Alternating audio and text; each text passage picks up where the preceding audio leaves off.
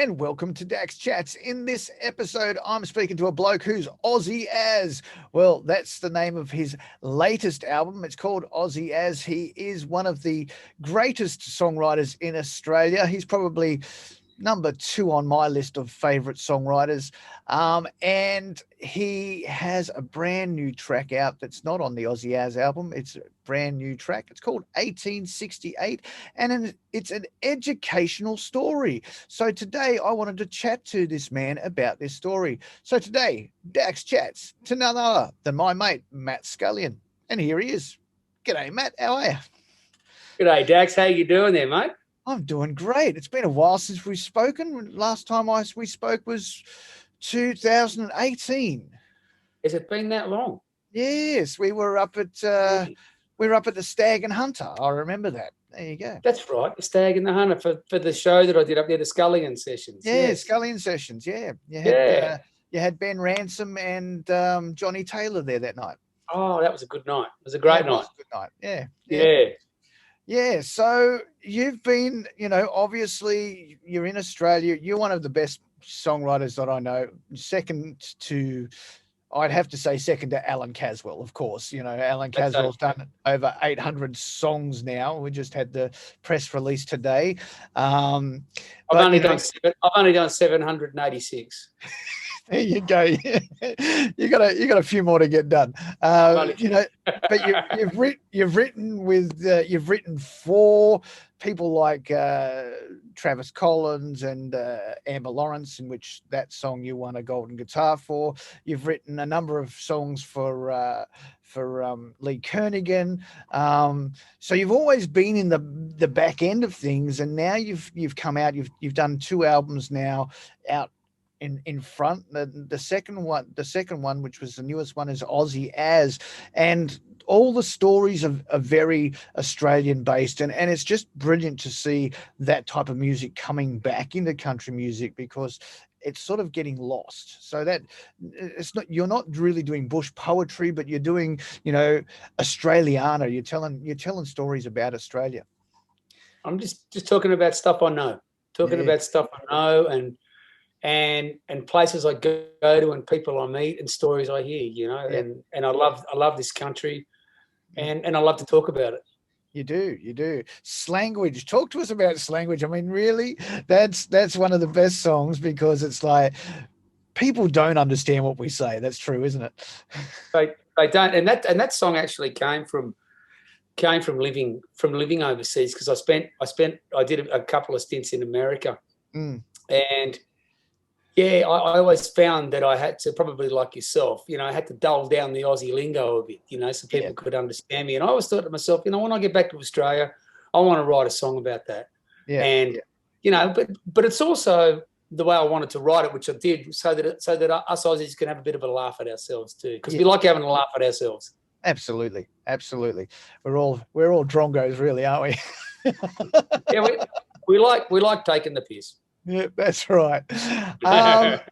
And the title track was called Aussie As. That was a great song as well. And then you did a song which was also amazing. The other one that was released was a song called Big, where everything we have in Australia is big. And it's so true. You drive around Australia and everything is big. All the monuments and landmarks are big. Well, that's right. They're all tourists. They're all things to sort of identify your town. You'll go into a town, it'll be famous for its prawns, so it'll have a big prawn. You're going to Tamworth, it's famous for country music, so it'll have a big golden guitar. Yeah. And I just wanted to write a song about that. There's 167 of them, Dax. Yeah. And I missed out on a few. I missed out on the Big Dunny and Dunny Do. Oh, did you? there's a fair few. I didn't get the Big Pineapple in there, but I did get some strange ones in there. I got the Big Pooh in there. Yes, I did hear that. Yeah. Yeah, and that's down the south coast of New South Wales. I wanted to get that one in, but I didn't get them all. But I got pretty close. Yeah, absolutely. Now you've been luckily you were able to get out and do the Aussie As Outback Pubs tour. Tell us how that was, because Australia was in the heart of a pandemic. States were either locked down or just opening and locking down again. And it was a very confusing time for everybody. How was it for you getting through all of that? Well, mate, it was. What had happened is I had initially had a tour booked in mid-April, around about the time that everything hit, and I had a 4-month tour book, and I was going to start the tour off with a tag along with 75 caravan tag along 3-week tour. Wow. With a mate of mine, Graham Roger, and then my wife and I were going to then from Alice Springs where that tag along finished. Then we had plans. I had all gigs booked for the next 3 months, all through the top end, through Western Australia, Queensland, and places like that. And when all the borders shut, I rang up a lot of those places, and most of the places we were doing, you mentioned pubs, but we only did a few pubs. It was more caravan parks and cattle stations. Oh, okay. And unusual places that you wouldn't normally play, but I wanted to play at. And I was following the tourist trail, the Grey Nomad Trail. And so I ran a lot of those places up and said, look, I know the borders are shut, but if they do by chance open again, can you just keep me penciled in for another time? And they were like, yeah, no worries. So because my wife and I only live 3 hours from the Queensland border, we weren't near a hot spot anyway. And as soon as the Queensland border opened the first time, we jumped in our caravan and off we went. And then I ended up doing 24 shows in that 2 months tour, which was fantastic. And, mate, look, it was a great tour, and it was great to get out there and at least salvage some of the tour I had. I met some great people. I sold some CDs along the way and made some great memories. Absolutely. So you haven't been able to get to Western Australia. I think still Western Australia won't open their borders with any of the other states because they're just sitting back and doing a wait and see approach. We'll see what the rest of Australia looks like before we decide to open up. So, which is probably a good thing. I actually agree with what they're doing. But it is what it is. It's not an easy thing to deal with, but we are dealing with it. And I think musicians have been the most resilient people throughout the whole thing because we've lost all of our income, we've lost all of our support, but in some way or another we've all come together and we've done more collaborations, we've done so a lot of things have opened up for us as well. So I think it's going to be a new time. It's not going to be like it was. And even though there's been a lot of negativity, I think there's a lot of opportunity too. And for myself, it's all about thinking outside the box and looking for different kinds of shows. I just did a show on the weekend with my wife. We took 18 people in the tour bus. It was 20 of us on a swag along tour. Yeah. So it was myself, and it was for 2 nights, Friday and Saturday night. And we finished off the night with a campfire concert. Yeah. And I played for all these people around the campfire, and it was, people loved it. Yeah. And, so I'm looking at different ways to do shows, not just do shows in the normal place where you're going to a pub or you're going to a club. I think there's a lot of other gigs out there. You just got to think, as I said, you just got to think. I was talking to Amber Lawrence about that, and she's like, it's exciting times. She's got to think outside the box, and she's right. Yeah, for sure. Now let's talk about the new single. It's a standalone single, brand new. And as I said at the beginning, this is an educational story, and it's something that not a lot of people actually know about. So it's great that you've actually brought this to the public and let this story out. It's about the first Australian cricket team. The track's called 1868. So let's talk about 1868. Okay, mate. You're right. It's about the first Australian cricket side. It was 9 years before the baggy green. So 1868. The first Australian cricket side was an Indigenous side. And a lot of people don't know that. They went over to England and they were over there for 6 months and they played 47 matches. And of those 47 matches, they only lost 14. Yeah. You believe that? They only lost 14. They drew 19 and also won 14. But I mean, really, so they only lost 14, and that's an amazing feat. They were taught how to play cricket by some of the head stockmen on the stations they worked at down in Western Victoria, a few different areas. And it's a really unusual story, you know, that some guys from the bush like that have never played cricket, play cricket really well. But a guy had a great idea and said, you know, I think we should take you guys to Melbourne and see how you go against some good teams. And they took them, and they went really well, and they won some games there. And everywhere they played, they packed out everywhere they played because people were just intrigued by this side. So I guess another fella's light bulb went off and said, oh, I could take these guys overseas. And that's exactly what happened, you know, they went overseas and you know, and as I said, they played fantastically. And, you know, I just thought it was a great story to tell. There's obviously a lot more to it than that, more to it than I've just told the short version. And yeah, and as I was talking to you, you know, before this interview started, you know, that I'm really, I feel really honoured to be able to tell this story. I really do, you know, and, you know, as a songwriter it's, you know, I'm always digging for ideas, or I've got my eyes and my ears open for things people say.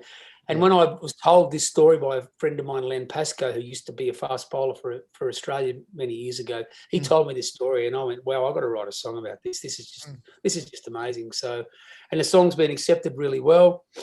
Talking about being accepted, not only has it been accepted by the Australian public, but it's been accepted by Cricket Australia, and I believe you're actually going to be performing it at the SCG. I am, mate. I definitely am. It's Cricket Australia.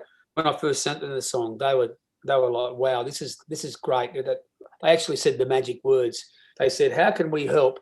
How can we help you to make the biggest splash you can possibly make with this song?" I'm like, "Oh, wow, that's great." I was like, well, whatever you can think of, whatever you can do. So when I released it, they shared it on all their social media platforms. And then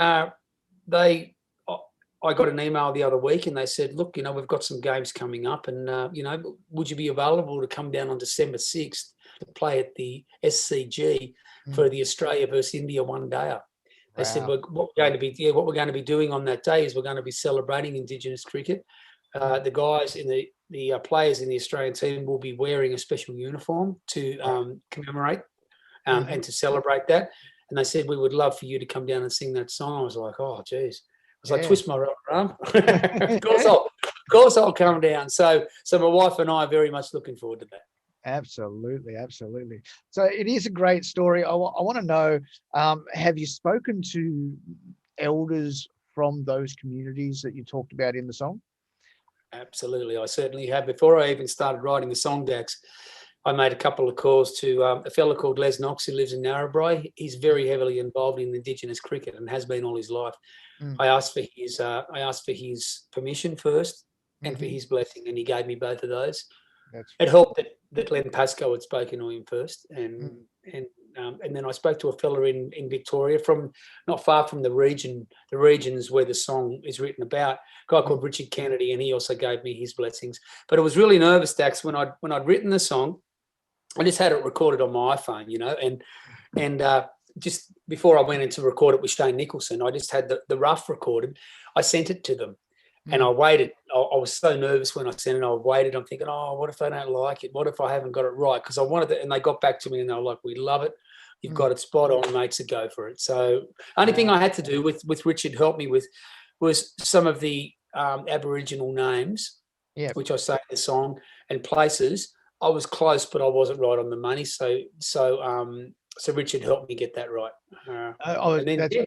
That's one of the things I was going to ask, because obviously we aren't Indigenous. How did you go with the language and getting the names and places right? Yeah. Well, I had it while I was driving down to the Central Coast to record with Shane Nicholson.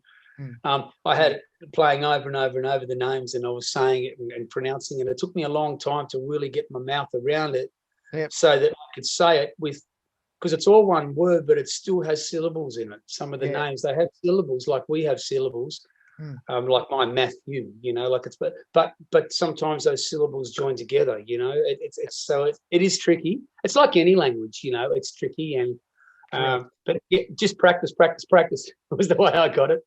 Well, you did a great job, and it is a great story, and I'm so happy that you brought it out, and I'm just wondering obviously this song is going to do great for you, and I reckon next year, not 2021, maybe 2022. I reckon that's Golden Guitar nomination material. That's all. Let's hope you're right, mate. Let's hope you're right.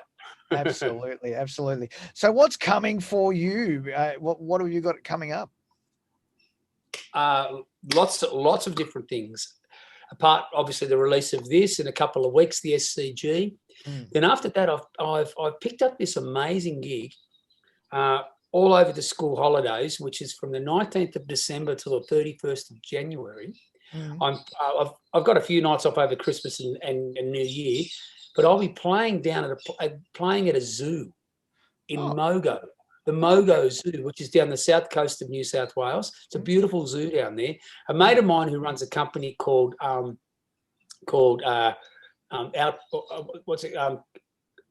Outback Camping Adventures. He runs this great company, and like everybody, he's hit hard. He's in the tourism business, so he's been hit hard. A lot of his clientele were international, so they weren't coming to Australia. Anyway, what he's done is he's put this camping or glamping experience together. It's more glamping than it is camping, in beautiful tents, all catered for. And what happens is you buy your ticket, you bring your family or your partner or whatever. You get to stay in a beautiful glamping tent. You get all your meals catered for. You get to stay in the zoo. You get to listen to the lions overnight while you're going to sleep. Wow. And overnight, you're beautiful. You have your beautiful meal and your damper and your billy tea and all that kind of. And then when you finish your meal, I entertain you for an hour around the campfire. Wow, that sounds awesome. I'd like. It to does. Do that. Well, mate, if you can get back over here, mate, I'll definitely organise it for you. But I'm gonna be doing that over the whole school holidays, mate. So that's going to be a great place for me to perform to people, smaller groups, of course. And hopefully be able to sell some CDs while I'm doing that too, which would be great. Yeah, look, I think under the scope of everything that's happened, I think more intimate settings is what is actually going to be fun. I really do think that these intimate settings are going to be more fun than doing big festival shows or big pub gigs and clubs and stuff like that. I think just even to go back to an RSL where it's dinner and a show where people are sitting down, you're the entertainment, and people are just sitting down enjoying a show. That would be so nice, mate. It would be, and I'm actually talking about that. I've been talking with Len Pascoe about doing a few shows next year where he'll take a couple of cricketing legends out on the road for doing dinner shows, and I come along and I'm part of the show too, and I do my Aussie Ace show. So I do a couple of sets of my Australian material. They talk about their cricket adventures and stuff like that, and we do a dinner show, which I think will work really well. Absolutely. So there's lots of different things, and obviously, if the borders open back up, around late April next year, Sharon and I'll be hitting the road again, and we'll be heading north, and I'll be out there doing the Aussie Az Outback tour again. Mm-hmm. And do you have another Aussie Az Volume 2 in store? Yes, I certainly do, mate. I'll be going in the studio on, I can't remember the exact date now, but it's already teed up with Shane Nicholson, and late February I'll be in the studio hoping to release the next album, which will have 1868 on it, and 10 tracks, all, again, tracks about Australia and different, some funny ones, some serious ones, even a Christmas one.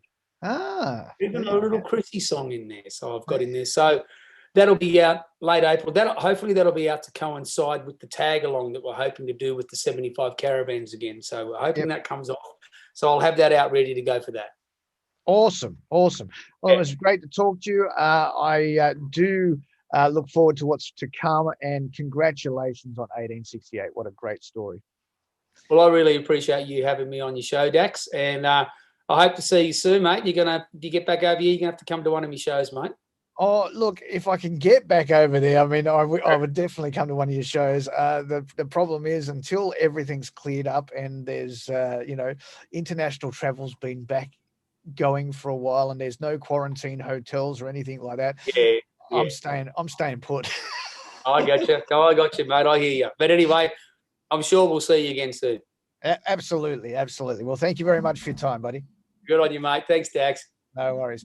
All right, ladies and gentlemen, that was Matt Scullion. His latest track is called 1868. And as we said, it's an educational story about Indigenous cricketers, the first cricketers in Australia. You can get it on all of your streaming platforms, or you can go to Matt's website, mattscullion.com or mattscullionmusic.com, and you can order it directly from there, as well as his album Aussie As, and look forward to his new album.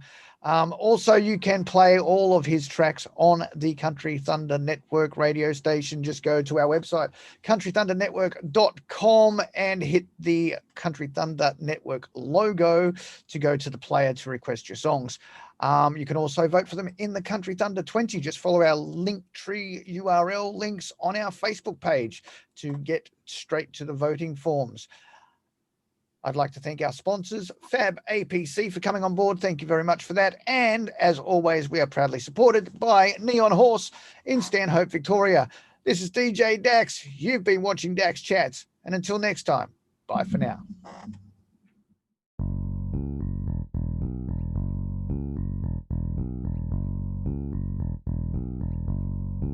You got that love, yeah, you got that style, and you're making my heart race a little further than a country mile. You take me back,